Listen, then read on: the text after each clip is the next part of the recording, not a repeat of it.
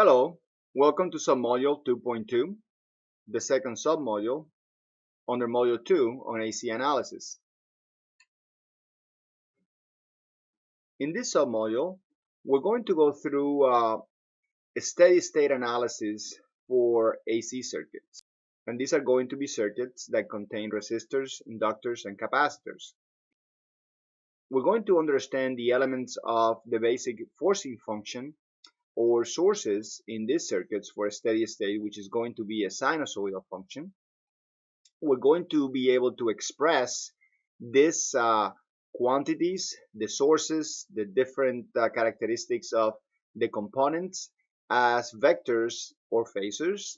And we're going to learn how to calculate the impedance parameters and admittances for the resistors, the inductors, and the capacitors.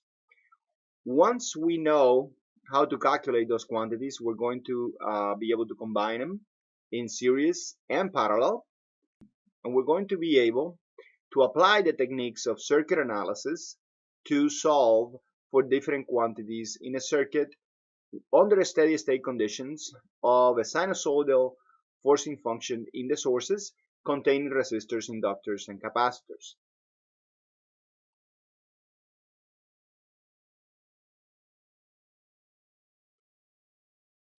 So let's first look at a sinusoid in detail, which is going to be the basic function or signal that is going to be present in these steady state circuits. Why do we call them a steady state?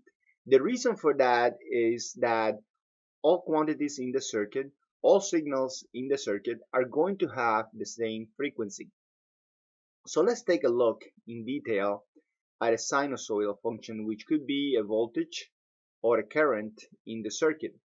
This is a function that is going to follow the sine function over time, and is going to have a period t. It's going to have an amplitude from some plus x of m to some minus x of m. So it's going to be centered around 0, and it's going to have a phase. Here we show it with a phase of 0, but if we were going to write that function as a function of t, it would be x of m times the sine of omega t, which is the angular frequency of the signal, times t plus a phase offset of theta. Specifically, regarding the phase, if theta is 0, of course we have the sinusoid starting at 0, but if theta is non-zero and it has a positive sign, that is equivalent to us shifting the waveform to the left. If it has a minus sign, it is equivalent to shifting the waveform towards the right. So again, this is the equation, very important equation that defines our forcing function sinusoids. The frequency is 1 over t, and omega is given by 2 pi over t or 2 pi f, where f is the frequency of the signal. And again, all signals are going to have the same frequency in the circuit, and this is going to become very important later as we transition to the phasor and vector notations. So let's look again at the signal, but now we are expressing it as a cosine. It really does not matter whether we use a sine or cosine, since the sine function is just a shifted cosine. So we can write our signal, let's say a voltage, as Vm, the amplitude, times cosine omega t, this is the angular frequency, or 2 pi f, plus theta, the phase. That is the same as the real part of a complex forcing function, Vm times e to the j omega t plus theta. Another way of looking at that quantity, that vector, that real part, is simply as a vector, where we have a magnitude, V of m, and an angle given as theta times e to the j omega t. Now I mentioned that all signals in the circuit have the same angular frequency, the same period through time. Therefore, we can simply drop this term because it's common to all the signals. You can visualize this as all the signals are rotating in this complex plane at the same speed, at the same angular speed. So if you look at it at any point in time, the magnitude and angle between them is going to be the same. So then we can use a very convenient vector notation for voltage, the magnitude, and the phase angle. This becomes a vector notation in polar coordinates. And here we have the current at some magnitude at a vector angle of phi.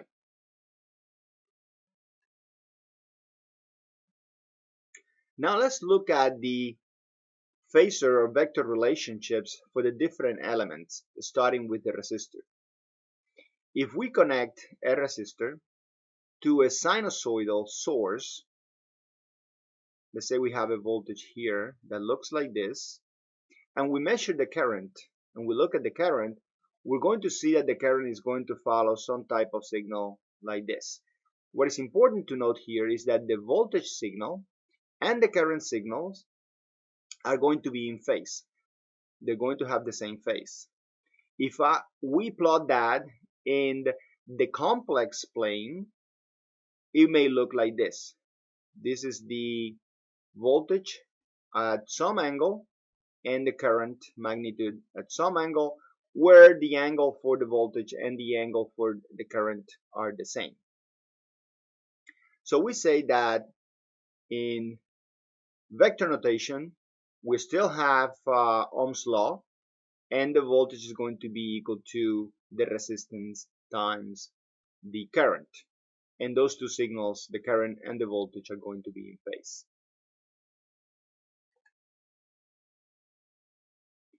Now let's look at the inductor. We know that the voltage across the inductor is equal to L times the derivative of the current. And remember that in the complex plane and in the phasor realm, these phasors are rotating at the same angular speed. So they're changing at the same rate. So you can visualize that derivative as J times omega, just the action of taking that derivative. So in phasor and vector notation, the voltage becomes V equals to J omega L times the current.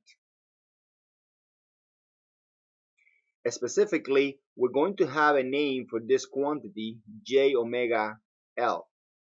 So you can see that if we define a term as J omega L, if we call that term the impedance, we see that Ohm's law still applies, that we have the voltage equals to the impedance times the current. So for the inductors, we have to convert that inductance to an impedance, an inductive impedance, so that Ohm's law applies. Further, we're going to see that the signal phase in the inductor is such that the voltage is going to lead the current. So if we take a look at the voltage signal here and then the current through the inductor, we're going to see that the phase between the voltage and the current is 90 degrees. If we plot that in the complex plane here, we're going to see that we have the voltage at some angle and that the current is lagging at 90 degrees behind it, assuming that the rotation, as it usually is the case, or the convention, that the rotation of the phasor is in the counterclockwise direction. So we can see that the voltage leads the current.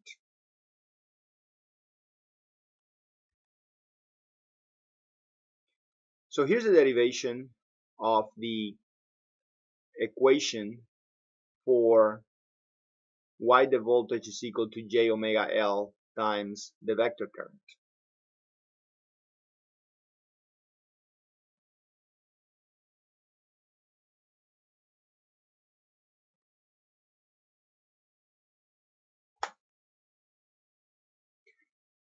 Now let's look at the capacitor.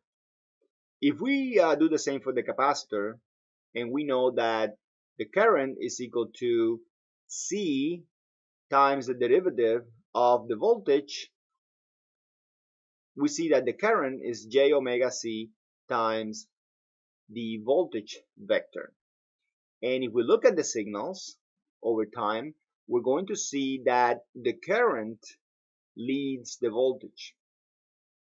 The current leads the voltage, and if we plot that in the complex plane here, we have the current at some angle and the voltage lagging behind it by 90 degrees.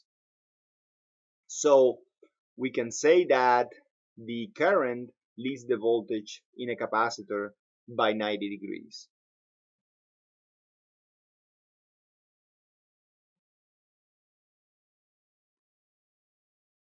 And again, this is the derivation.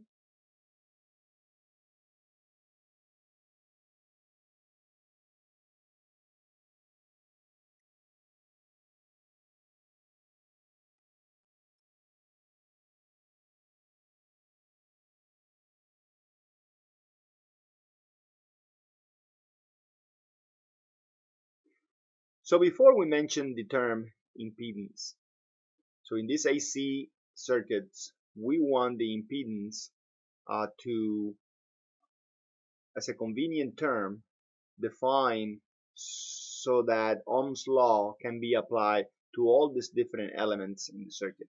So we can define the impedance as a complex quantity, given by the voltage, the complex voltage divided by the complex current. And here we have the equation in polar coordinates. So we see that the impedance also is going to have a magnitude and an angle. The real components of impedances, when we start grouping together resistors and inductors and capacitances, is such that the real component is going to be given by the resistor.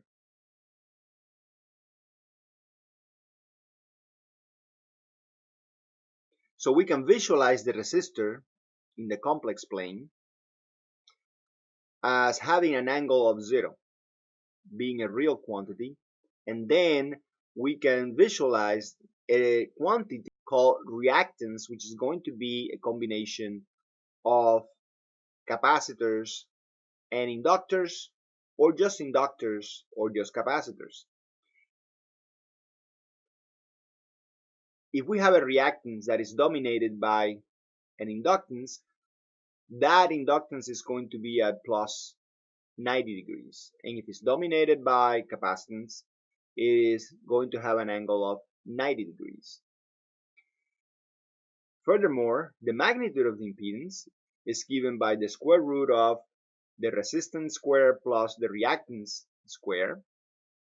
The angle of the impedance is given by the inverse tangent of the reactance divided by the resistance, and also the resistance can be obtained from the magnitude and the angle using the magnitude times the cosine of the angle, and the reactance is obtained from the magnitude of the impedance times the sine of the angle.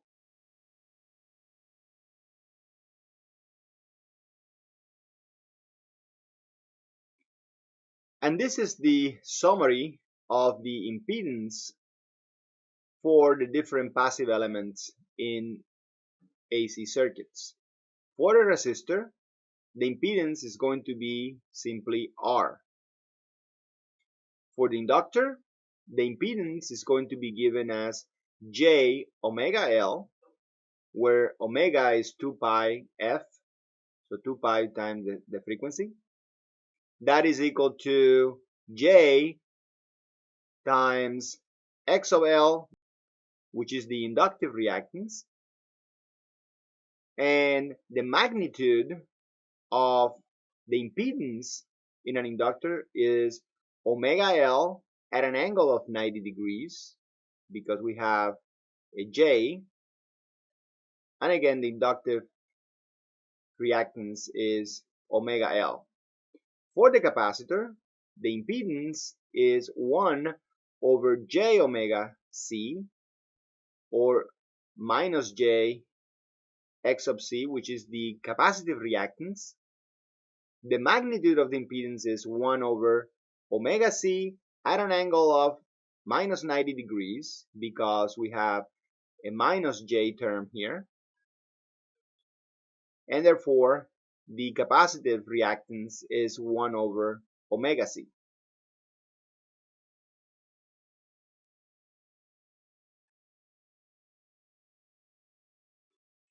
Another quantity of interest is the admittance.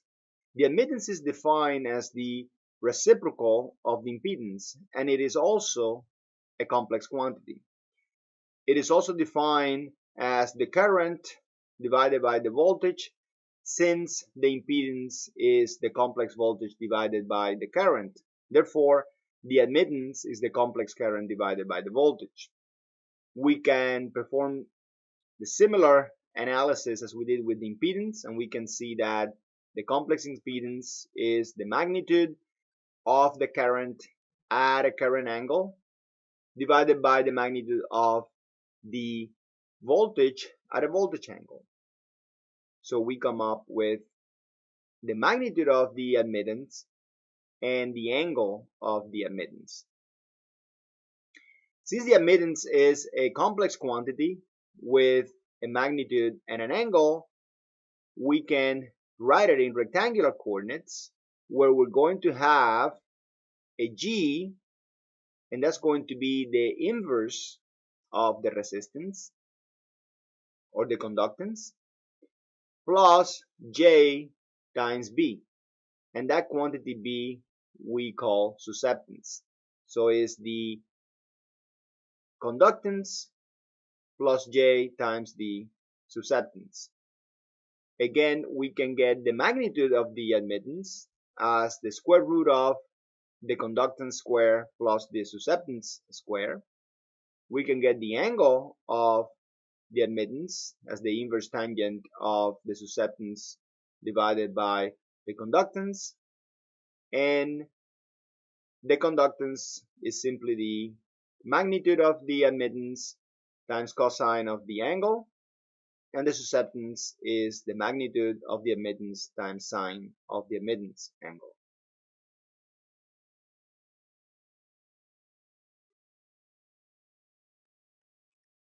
And here's the summary for admittance. We have that for the resistor, the admittance is simply the conductance. For an inductor, the admittance is 1 over J omega L equals to minus J times BL, which is the inductive susceptance. So the magnitude is 1 over omega L at an angle of minus 90 degrees, because we have the minus J term here. And the inductive susceptance is 1 over omega L. Similarly, for the capacitor, the susceptance is J omega C equals to J BC, which is the susceptance, the capacitive susceptance. Therefore, the magnitude of the susceptance is omega C at an angle of 90 degrees, because we have the J term over here. And the capacitive susceptance, therefore, is omega C.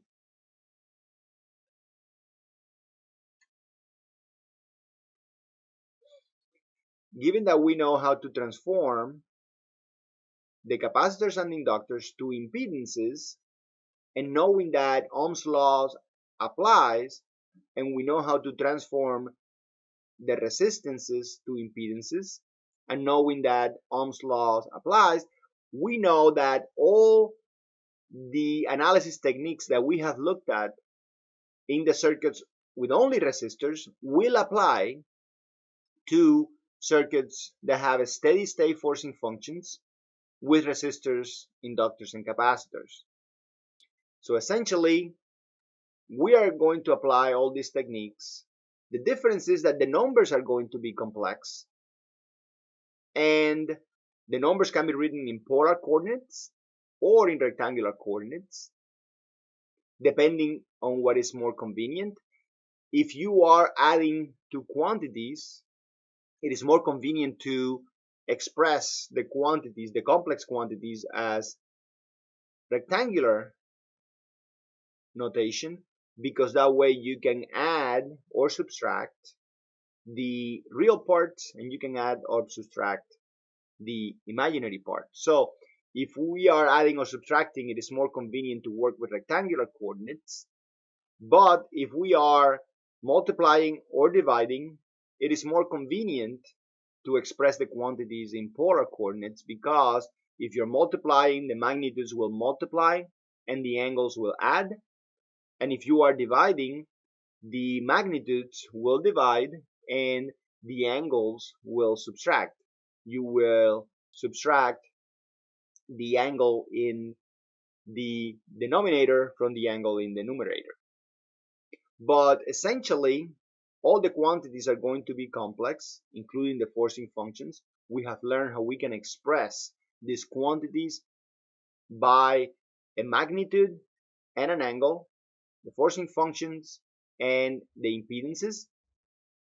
Therefore, we will have all quantities in complex notation. All the matrices will be in complex notation if we apply structured techniques. But all the techniques that we have looked at before will apply.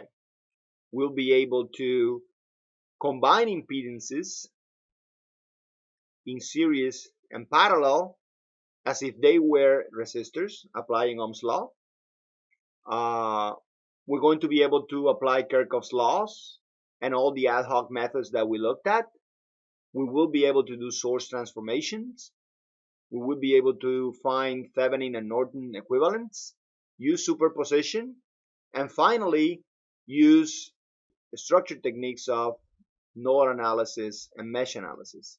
Again, all the quantities and the matrices will be complex.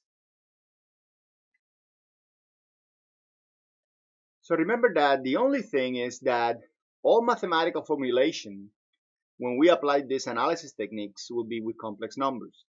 So in the case of the structure analysis, all the matrices are going to be complex numbers.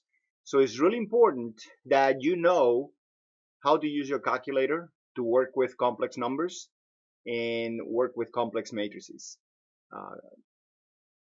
Dig up the manual and learn how to do it.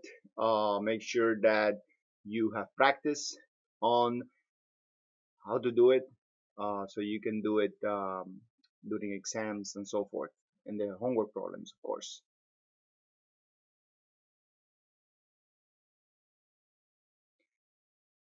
So in this module, we went over the basics of the sinusoidal functions that drive the steady-state circuits with resistors, inductors, and capacitors. We explained the conversion of the Phasor notation, both in polar coordinates and rectangular coordinates. We looked at how to calculate impedances and how to derive those. And we were able to combine those impedances and admittances in series and parallel, apply Ohm's law, and use all the techniques that we had used before in circuits that only contain resistors.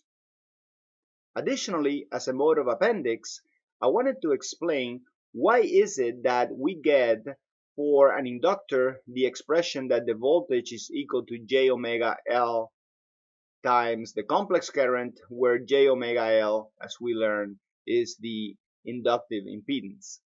If we start with the equation for the voltage across the inductor, as L di dt, as we saw in previous modules, we can write that quantity as a phasor, as a complex phasor, with the voltage magnitude times e to the j omega t plus the vector of the voltage. So this is the same forcing function of the voltage, that sinusoid written in phasor notation. Then if we do that for the current as well, we have that the right hand side of the equation is the inductance times the derivative of that phasor. If we apply the derivative on the right hand side, we get this expression times e to the j omega t. If we do it on the left hand side of the equation, we get this expression times e to the j omega t. We have not shown it in here because those two terms, the e to the j omega t, are common to both sides, and essentially they drop off. We can just divide both sides by e to the j omega t, and we get that the vector for the voltage, magnitude, and angle is equal to j omega L, the inductive impedance, times the vector for the current, with the magnitudes for the current being here and the angle for the current being here. Similarly, for the capacitor, we have that the current is equal to j omega c, that is going to be the admittance for the capacitor times the voltage. And remember that the impedance is 1 over the complex admittance. So again, we go back to the differential equation that describes the characteristic of the current and the voltage across the capacitor, and we have that the current is equal to the capacitance times the time derivative of the voltage. If we write the current as a phasor and the voltage as a phasor, we have this equation here. And then if we execute the derivative, we get on the right hand side of the equation j omega c times the magnitude of the voltage times the angle of the voltage times e to the j omega t. On the left hand side, we get the magnitude of the current times the angle of the current times j omega t. Again, that term is common to both sides, and then we can eliminate it. So finally, we get that the phasor for the current, magnitude, and angle is equal to j omega c, which is the capacitive admittance, times the vector for the voltage, which is the magnitude for the voltage times the angle of the voltage, which means that if the vector for the current is equal to the admittance for the capacitor times the vector for the voltage, then what that means is that the voltage across the capacitor, the vector voltage across the capacitor, is equal to be the impedance of the capacitor times the current. And Ohm's law holds or is satisfied because the impedance is equal to 1 over the admittance.